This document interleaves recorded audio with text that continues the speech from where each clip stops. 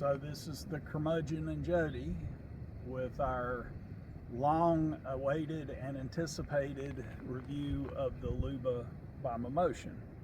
I'm sure most of you that are watching this video know what a Luba is because you've been looking at them.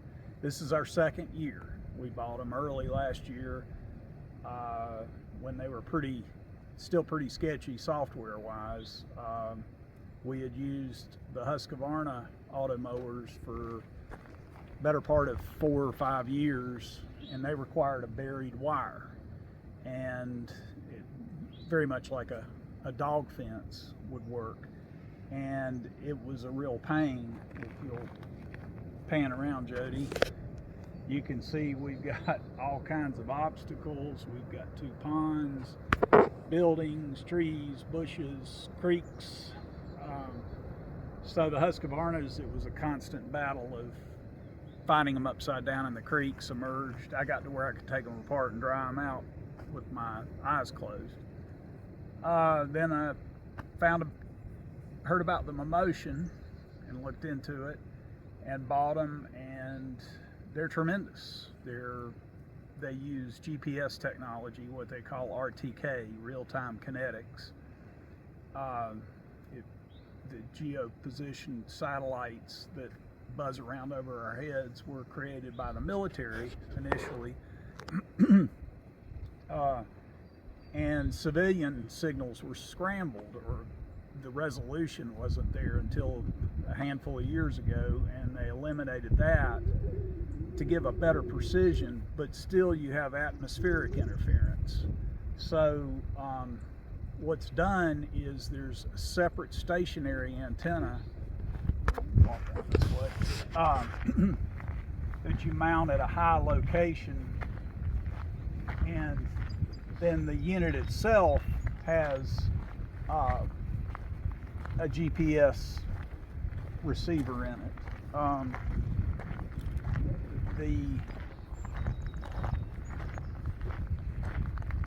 The roof-mounted one, or the remote-mounted one, you can mount them at the base, but you need as much sky visibility as possible. Point up to the house. If you look on top of the peak of the roof, you'll see the receiver, the stationary receiver, the real-time kinetic receiver. So it receives the GPS signal, and it has a 900 megahertz radio that transmits to the mobile, the actual Luba unit itself. And with the 2 of them receiving multiple satellites, it's able to cancel out the error, and they promote them as a couple of centimeter accuracy, and believe me, they're every bit of that. So you just map out your yard and any obstacles, and it follows that track, as opposed to trying to hit a boundary wire and bounce back. And setup's a little bit complicated. You got to get everything right. You need as much sky visibility as possible, but once you get it, it works really well. And if you'll pan over there, that's Zuby, by the way, our dog. But you'll see Luba making its way. It had started mowing this one section and has gone back to charge.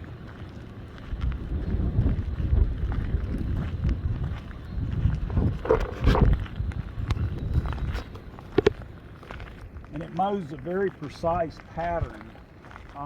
You can change the angle. Look over there at the bank. You can see the stripes in the grass. We got kind of behind. We've had several days of rain. It will mow in the rain, but it does get kind of gumped up. And as you can see, this is the corridor for it to cross the driveway. Look down that way, you can see the stripes. You can see the stripes where it's cut this on the pond, and you can change that to any angle you want. And here comes Luba.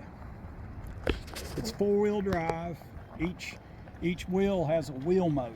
The motor's actually in the wheel, so it gets really good traction.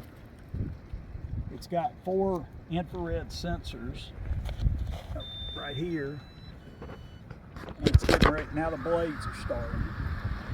It's got 2 discs. I'll flip it over in a minute and show it to you. It's got 2 discs that spin with 4 razor blades on them that do the cutting. So again, it had mowed this section right in here. The battery gets down to about 15%.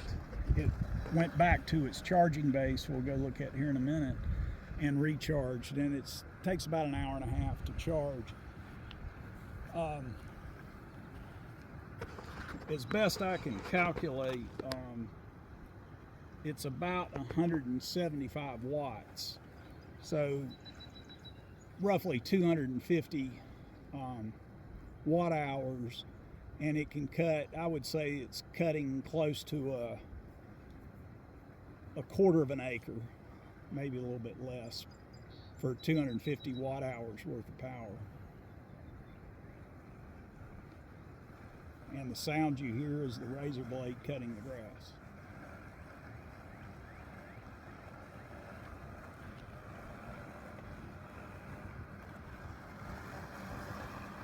And it's extremely precise. If you actually drive it with your phone like a joystick, and I could probably even tighten it up to get a little bit closer to this fence area. Well, you program it with your phone, right? Right, And then use you your phone to just drive it, and that creates the boundary. So you only have to do that once? Yeah, and you can also edit it. You can go in and change the boundary. You can add no-mow zones, which would be garden areas or trees. And if you don't do it, it will still avoid them. If the bumper hits, it stops, and it'll go around. It turns. We'll do an offset. That time it actually turns around. I guess that's close enough to get it straight. It's also the ultrasonic sensors. I can't remember what mode. You can see it slowing down from our presence. The way I've got it set right now is it slows down, but it won't stop until it actually contacts something. It'll climb every bit of a 30-degree angle, pretty steep bank. We've got a stop button. We've got a lot of wind today.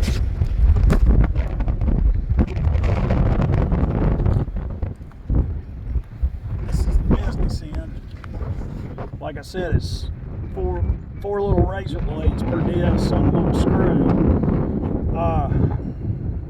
You can turn them over. You can see this one's chewed up. It gets this time of year in springtime, so we've got a lot of sticks and debris in the yard that chews them up a little bit quicker. But you can get several cuttings, and then you take the screw out and flip them over.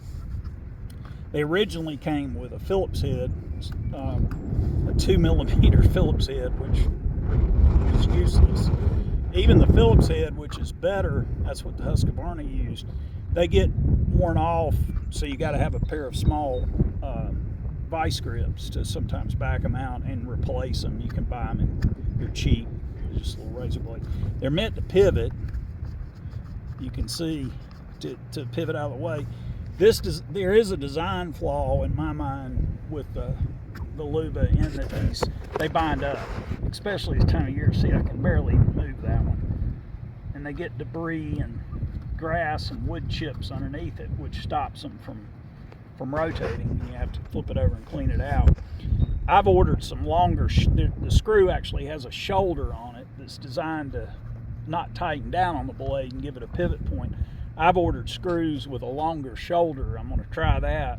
They actually come original with a plastic washer, and it's ridiculous. It gets so tight so quick it'll bind up. But you know, the discs just spin and the razor blades do the cutting, which makes for a really nice cut.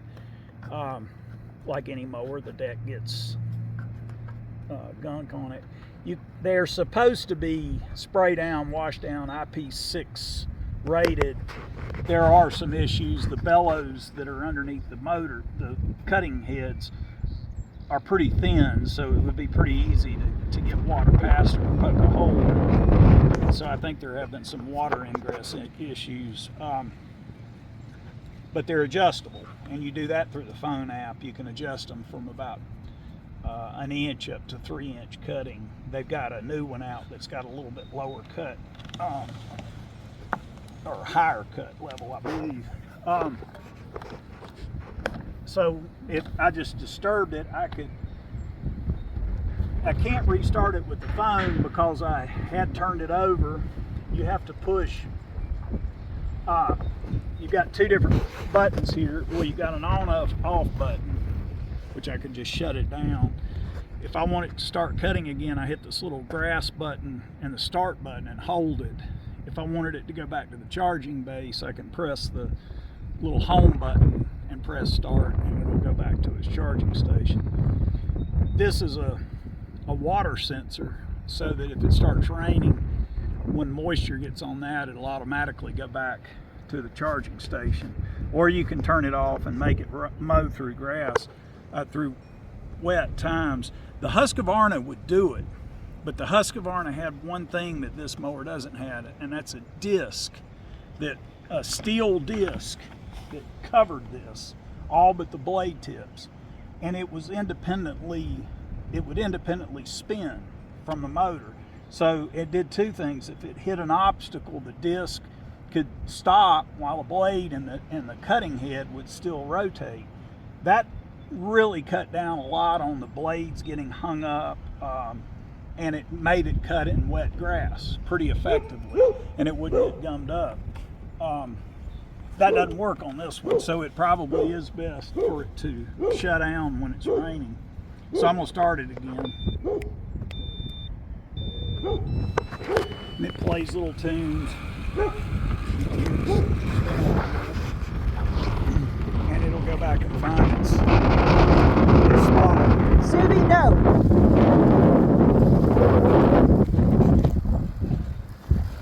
You can also see there's a little spring suspension to it too, so that wheels can operate on different levels and still get tension. So there's a little orange plastic key in the back. It's just a plug, but you can pull it out and that stops it from operating. You can also see the two brass tabs on the back. Those are the charging contacts.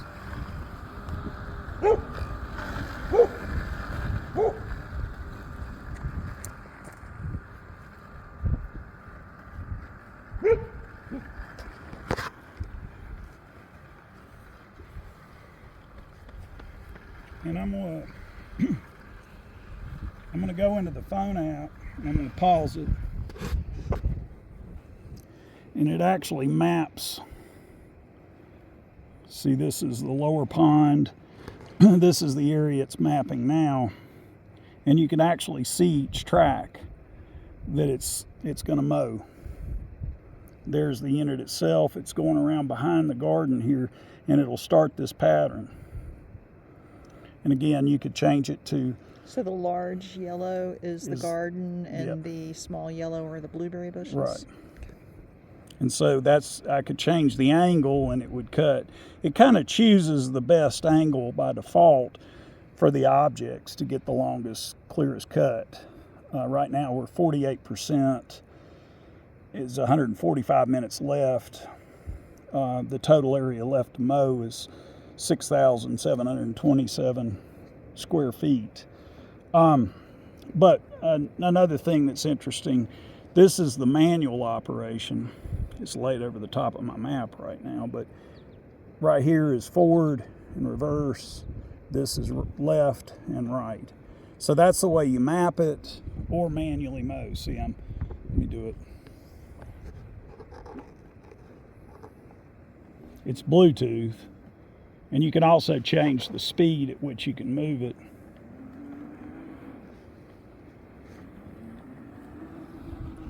So let's just demonstrate the slope that course, it'll cut on a diagonal a pretty good, but there is a tilt sensor in it. If you get much more than that, it would probably trip out. That's about the angle on the side.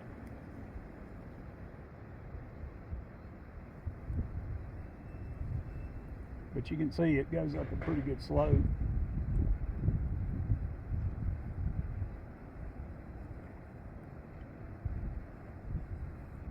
It also has a manual mode setting. I could turn the blades on right now and cut.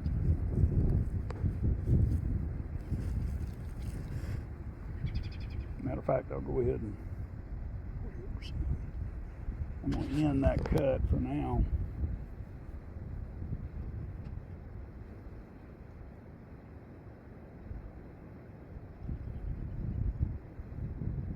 And here's where you adjust the speed, the travel speed. You can go all the way up to 3.9 feet per second. You can turn it down to 0.7. I'm gonna leave it up high. I'm pretty good at controlling it. And then you press control, and it's hard to see, but there's a mow function. So now it's ready to mow. I press start. Bluetooth signal's weak. We got to go a little bit closer. I agree that if I cut somebody's fingers or toes off, it's my responsibility. Slide the little slider. You can hear the blades are spinning. Come on around this way where the sun's. So this could be a mapped bank, but I'm just manually cutting it now.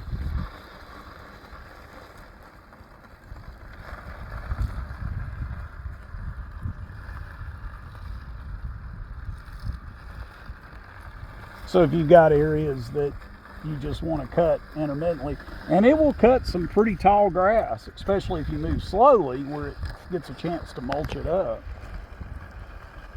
See if I can find the tilt limit. Bluetooth connection. They really want you to stay close to it for safety's sake.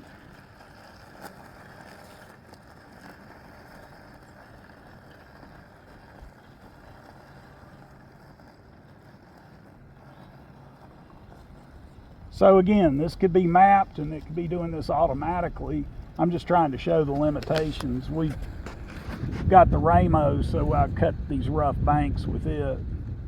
And you can see too, it's probably going to run out of Bluetooth, but I'm actually going underneath the fence and up into the field. Chewing on a little bit of wood. Turning around. And again, the blade stopped because I got too far away. It's not so bad if you're not trying to shoot a video.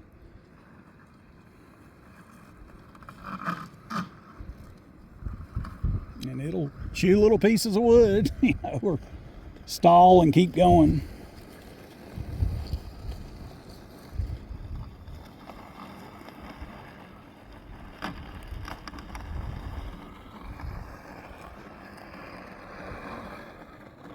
I might even wind up mapping this bank one day when it gets cleaner.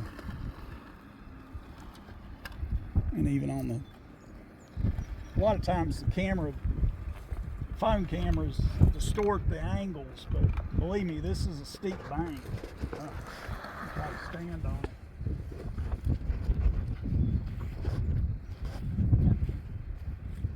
I guess that gives you some idea of what it is.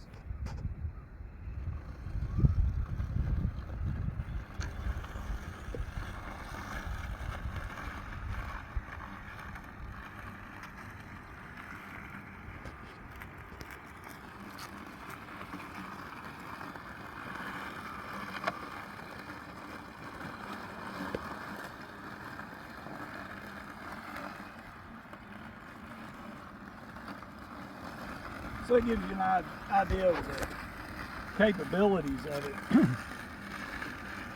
It'll certainly mow areas that I've never had a riding lawnmower that would mow, this bank being one of them. And you know, with the Husqvarna, you could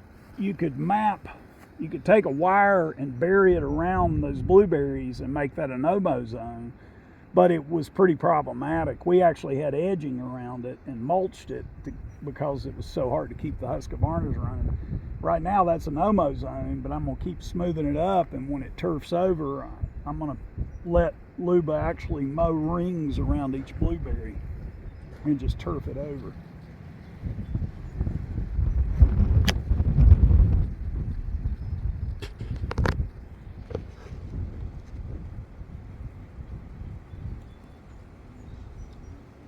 So I interrupted that mowing and put it into manual. That task was gone.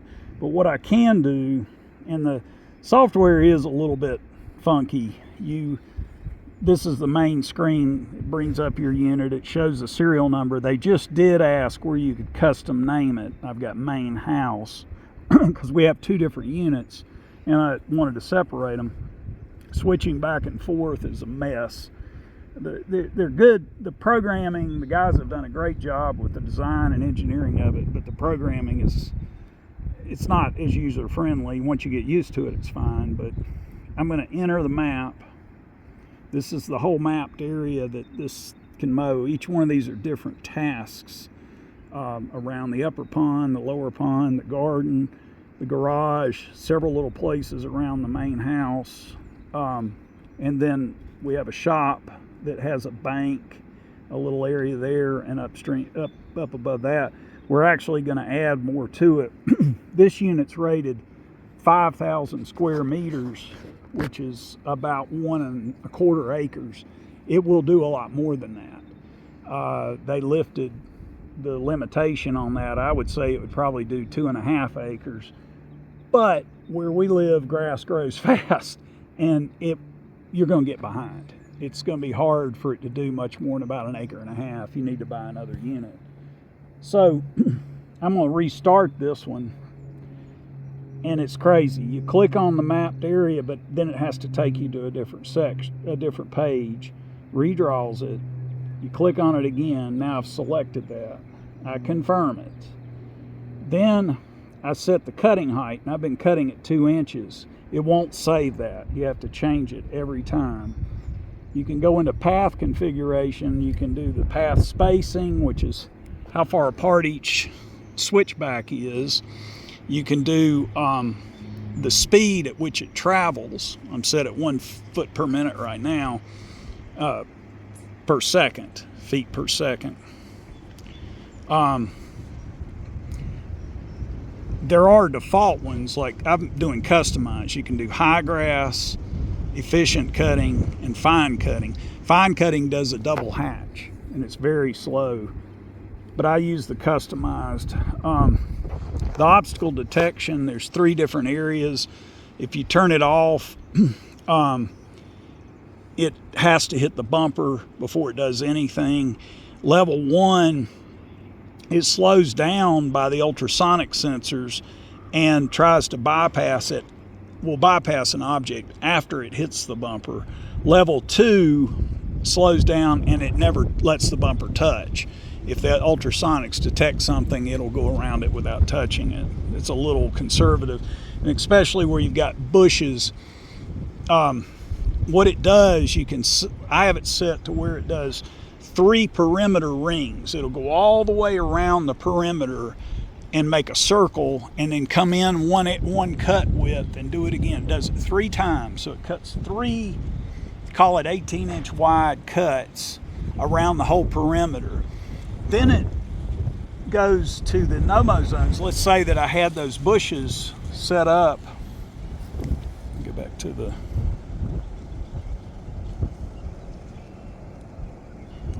hang on a second. I'm going to do this area just to show.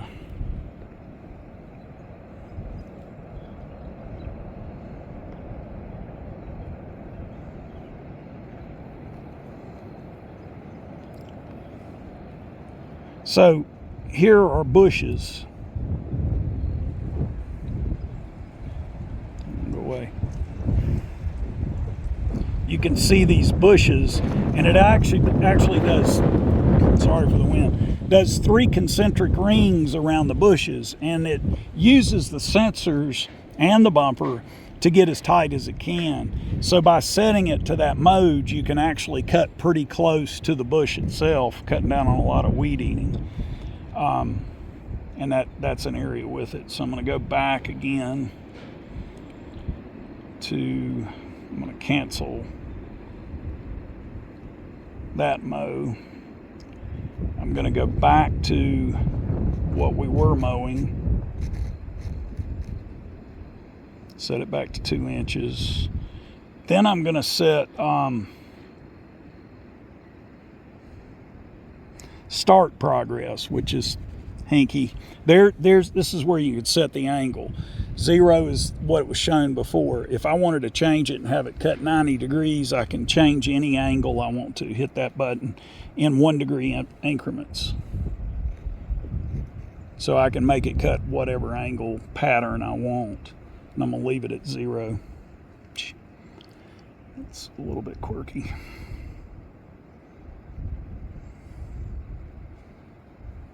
So I'm going to go back to 2. I'm going to leave my cutting angle the same. But since I interrupted this, if I'm remembering right, it was 47% was complete. So I'm going to set this back at 45%. Confirm.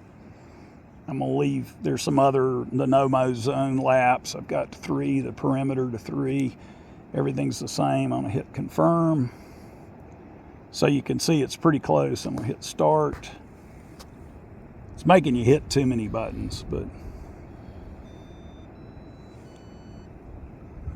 And see, this is basically the area we're in where it stopped. So it's going to try to get on that pattern and cut it. The real beauty, there's 2 things to this that are really wonderful.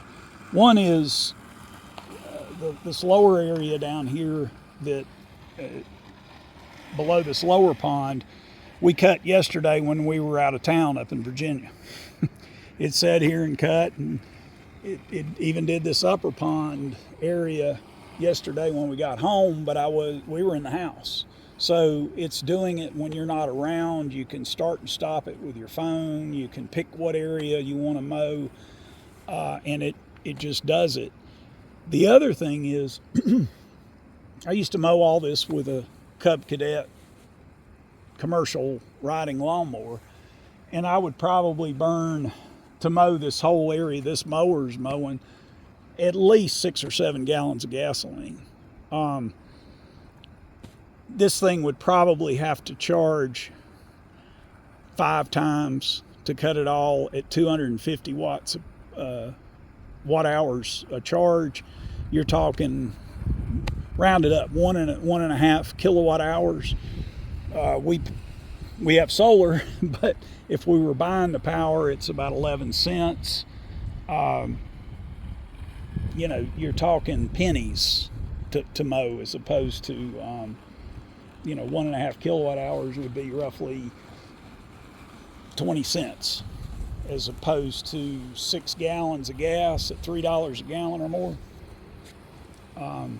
Plus it's quiet.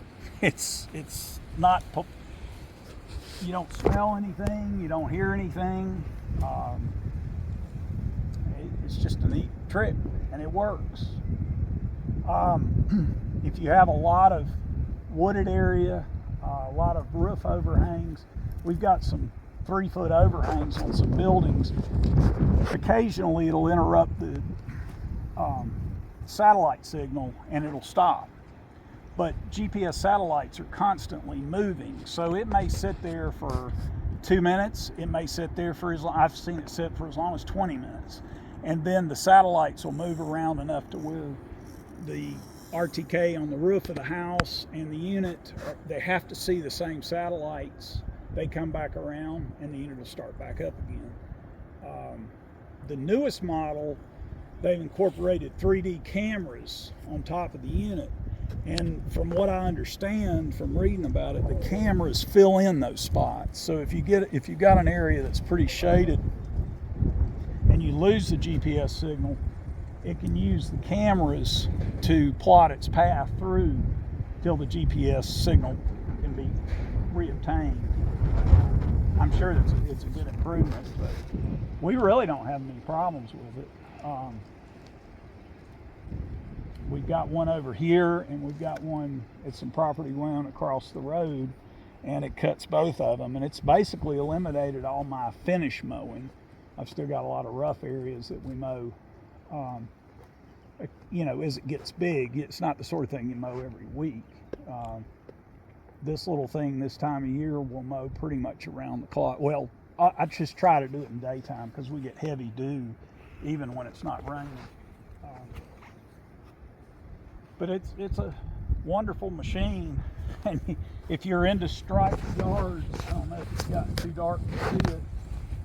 I mean, as we showed earlier, the upper pond, it makes some pretty stripes in the yard. It's got a couple of different ways of returning home. It can do a random return, which is kind of ugly if you're into the stripes. You can see this track right here. Stop. You can see this track. Stop. Right here.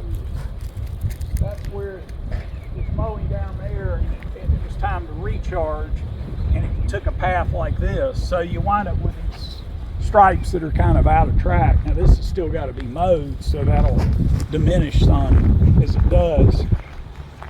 You can see here, this is an example of the 3 boundary tracks that it did initially when it started this cut. It does the boundary. This is a no-mow zone in the garden here, and you can see those. Now it's going to come back after it finishes back there. It'll come back and do the pattern right here.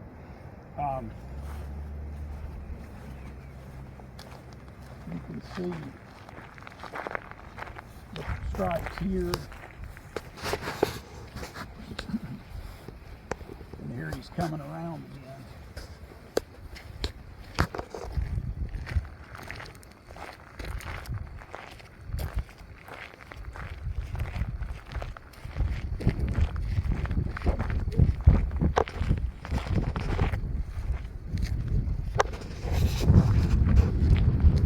Shall we go look at a charging station? You can see the striping here.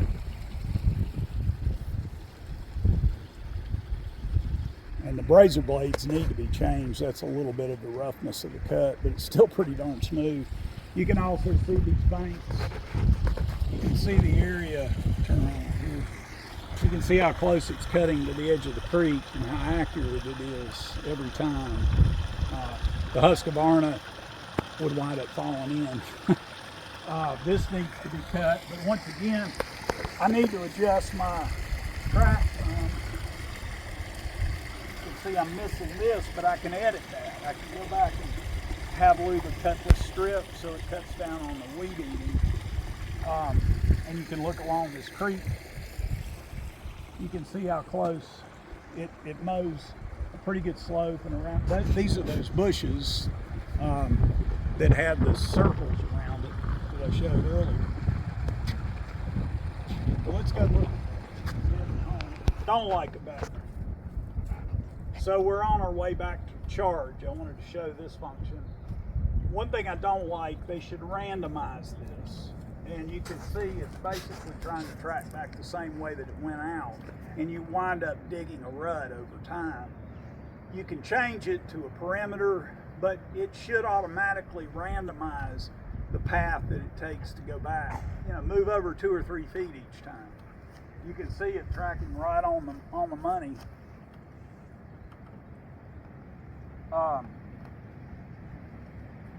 And the same thing at the charging station, you're going to see here in a minute.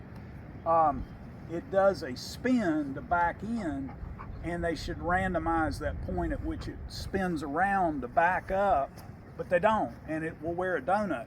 Their solution was to send a rubber mat that you put down and let grass grow through. I don't get it. I mean, it shouldn't be hard. It should you should be able to program it to spin right now and back up from this point. Now, one thing it does do to help with the accuracy of getting into the station is it does have an infrared sensor in the base, but you can see this turn it does. That wears the grass over time, but I don't know why it has to do it. It can't vary in or out. It's not bad this time of year. Stop.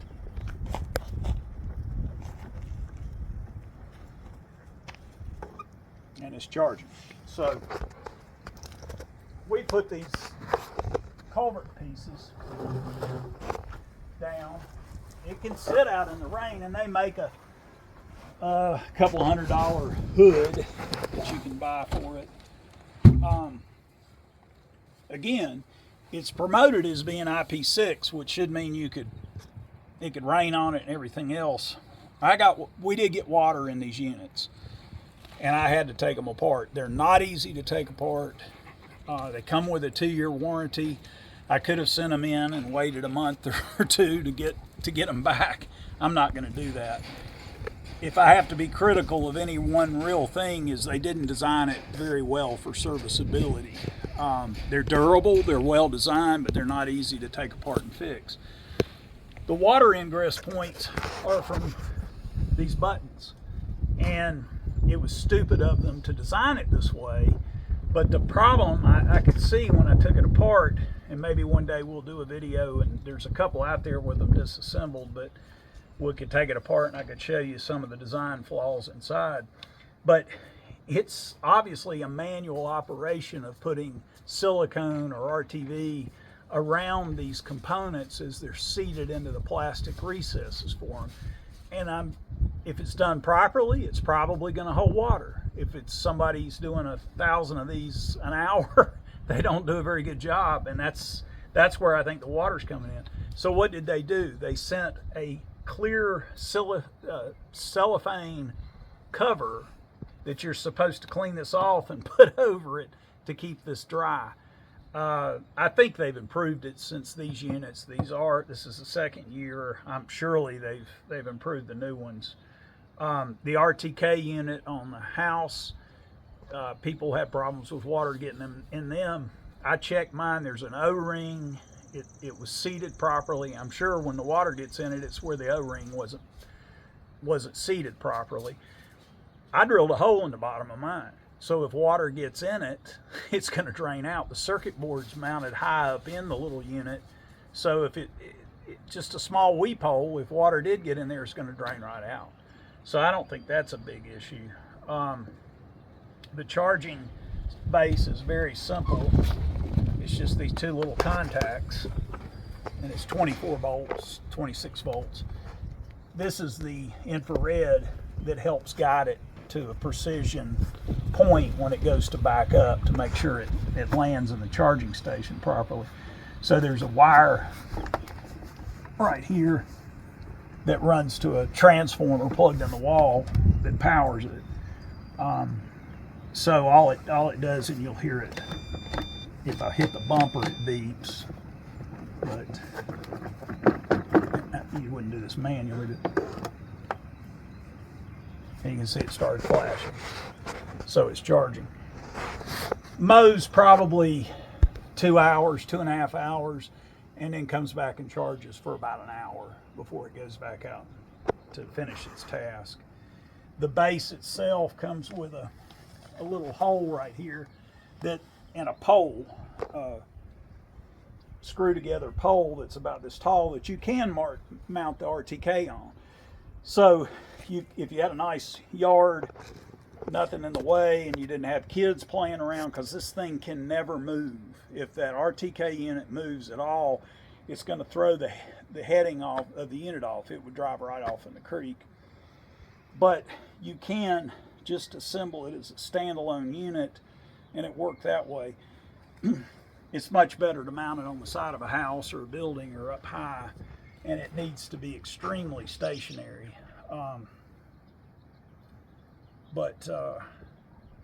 Would you buy it again? Yeah, definitely.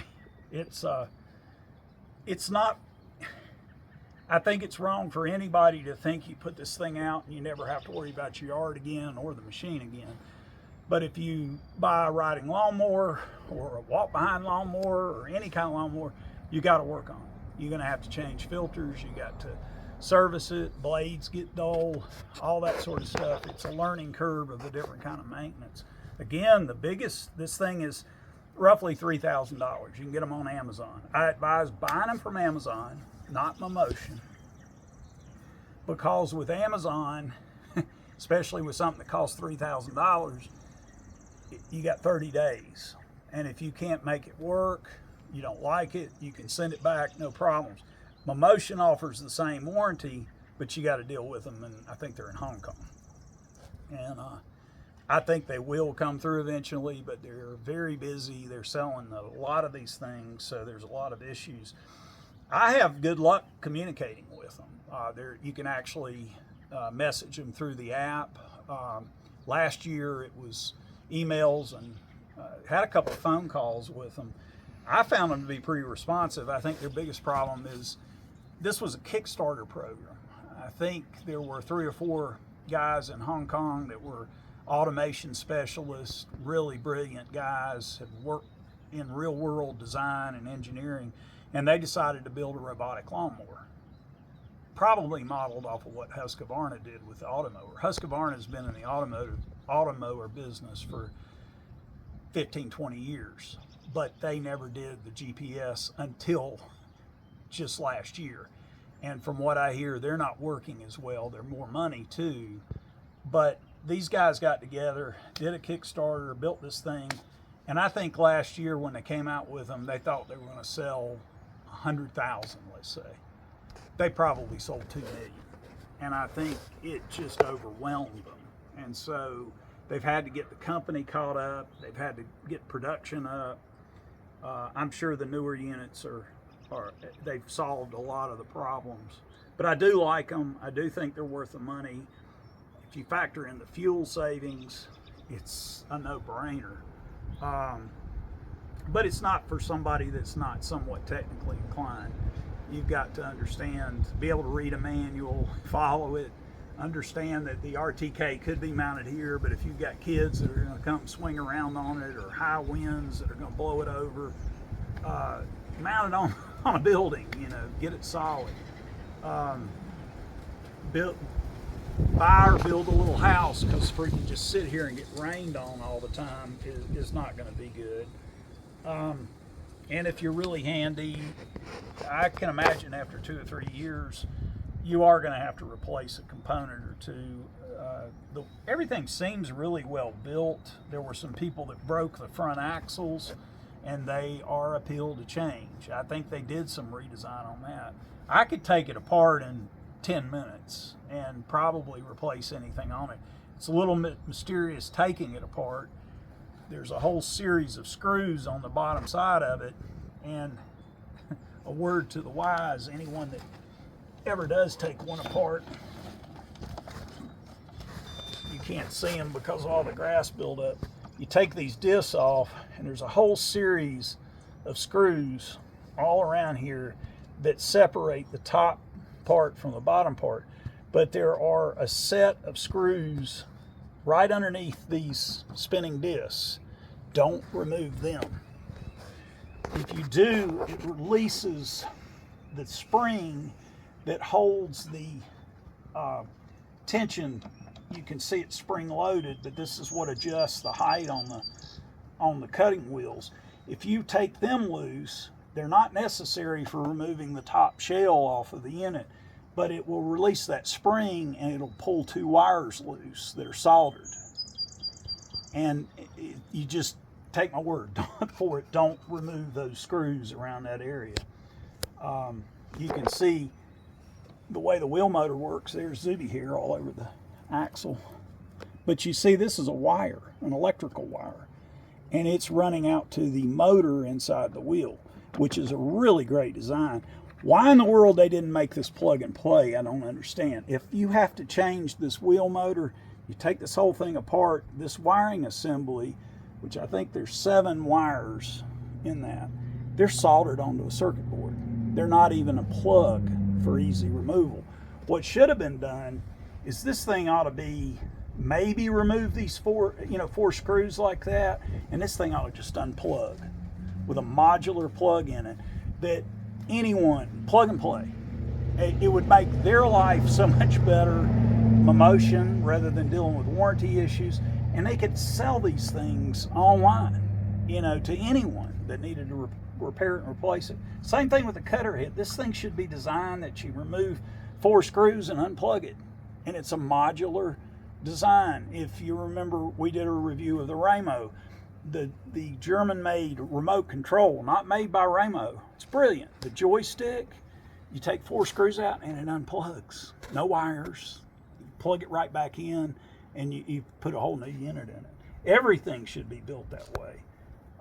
The bumper itself kind of is. That's a good example of what I'm talking about. All you need are the connection, a plug built into the unit, quick release. Why not the same thing for the electric motors, for this, and then build the control, the motherboard, the communication board, the electronics in a modular box. It's the same thing. You remove 3 or 4 screws, you pop it out. Briggs & Stratton lost money on every motor they ever built. They made money on parts. And if the more user serviceable you can make something, the happier the customers are going to be, and the more money you're going to make, because instead of collectively, let's say they make sell this a $3,000 unit. I don't know. Let's say that wheel motor is $100 of the cost of the mower. Sell it for $250 as a replacement. You're making 2.5 times the profit margin that you're making putting it on a new unit. But you'll sell the hell out of them because anybody could change it. The way this is, it can't be. And they're never going to have a service center big enough to do it any other way. You can see the spring suspension, and it actually does work. I don't know how much of it's for show, but it does seem to help. But there's not much to it. It's all in the programming, and it's over-the-air updates. When we first got them, they would not mow half of the area they were supposed to. There were bugs, but they were real responsive to listening to customers. And over 2 or 3 months, they just made tremendous improvements to it. And even over the winter, they improved a lot of things. I think the app went the wrong way. It's not as user-friendly. To switch from one mower to another takes 4 or 5 clicks and windows popping up, whereas the old app last year, you could swipe from one mower to the next. Third world problems. And you can see it's hard to roll when it's alive, because there are no brakes. It actually uses the electromagnetism in the motors to hold it. So it's a little bit hard to move, but I'll put it back in there and it's charging again. I don't know, that's the Mammotion. If you got any questions about Luba that we can help you with, I'd put them in the comments. And if there's any other product you'd like us to review, let us know. Yeah, we've got quite a few toys around here. We'll be doing some other reviews. Obviously, we're really big in electrification. It's certainly been our business for decades and my lifelong career. I think it makes a lot of sense. It's really nice not to have to spend 3 or 4 hours a week cutting grass. And I think it does a prettier job. The other thing is it doesn't tear the ground up. Even a really good commercial mower, if the ground's soft, we've had all this rain. If I was running around out there on a 0-turn mower, I'd be tearing up sections where I turn around. This thing mows it beautifully. But and there's a commercial application for it, and municipalities can use it. I can't believe Husqvarna, they came out with one for golf courses, a commercial version. Once again, they're charging way too much for it. And I don't think they've got the technology down. I think these guys know what they're doing more than Husqvarna, and Husqvarna's been in the business for probably 25, 30 years building autonomous mowers. This thing's light years ahead of it, and I'm really surprised they've got one that actually catches the grass. And you know, if you want, I believe in mulching the grass. I think it's good for the lawn. But if you want it, the newer models, they've got one that actually collects the grass and goes and dumps it in a pile for you. Is that Mammotion that does that? Luba's doing it. But what I think Luba should be doing is making one that's probably twice this size. Again, modular repair and assembly, and sell them for $15,000 a piece or more to golf courses. The beauty of this is it could mow while people are golfing. And you're not, right now with golf courses, they have to get out there, they're mowing wet grass, they're mowing early in the morning, late at night. It's loud, they spend a fortune on it with both labor, maintenance of the mowing equipment, and the fuel. This is where it's at. Put a fleet of these things out there, and you could have them mow the greens, special height, the fairways, the roughs. These things could be designed to do any of that. And if they don't do it, somebody will. It's coming.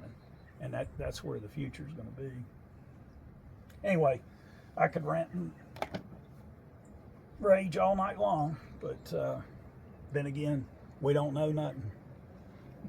Zuby does. We've put Zuby to sleep.